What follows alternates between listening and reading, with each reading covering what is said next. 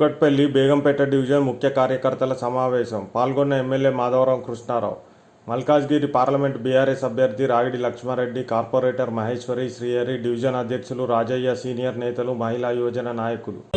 రాజేందర్ గారు డిపాజిట్ రారంటున్నారంటే అసలు మల్కాజ్గిరి ప్రజల గురించి ఆయనకి ఏం తెలుసు? ఆయన ఎవరు మల్కాజ్గిరిలో? ఆయనకేం హక్కు ఉంది మల్కాజ్గిరి రానికి? అసలు రాజేందర్ ఎవరు ఇక్కడ? ప్రజలు చూస్తలేరా? అంటే ఆయన ఉండొచ్చు లీడరు, ఎక్కడ లీడర్ ఆయన? ఏం లీడర్ ఆయన? హుజురాబాద్ లో లీడరు. హుజురాబాద్ లో మ్యాచ్ ఫిక్సింగ్ చేసి మరి ఆయన బై ఎలక్షన్లలో మరి కాంగ్రెస్ వాళ్ళతోటి కలుపుకొని మరి కాంగ్రెస్ వాళ్ళతో మ్యాచ్ ఫిక్సింగ్ చేసుకొని గెలిస్తే మరి మళ్ళీ ఎందుకు గెలవలేదు? హుజురాబాద్ లో మళ్ళీ వేరే దగ్గర ఎందుకు గెలవలేదు? అక్కడ చెల్లని పైసా ఇక్కడేం చెల్తుంది, అక్కడ చెల్లని రూపాయి ఇక్కడేం చెల్తుంది. ఆయన పెద్ద పెద్ద మాటలు మాట్లాడితే ప్రజలు గుర్తిస్తున్నారు.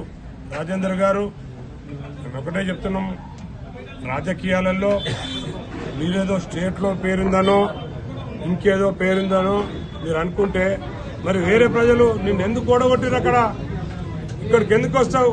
నువ్వు రా. డిపాజిట్ విషయం నేను మాట్లాడలేదు, ఆయన మాట్లాడిండు. ఆయనకేం డిపాజిట్ అవుతుందో చూసాం.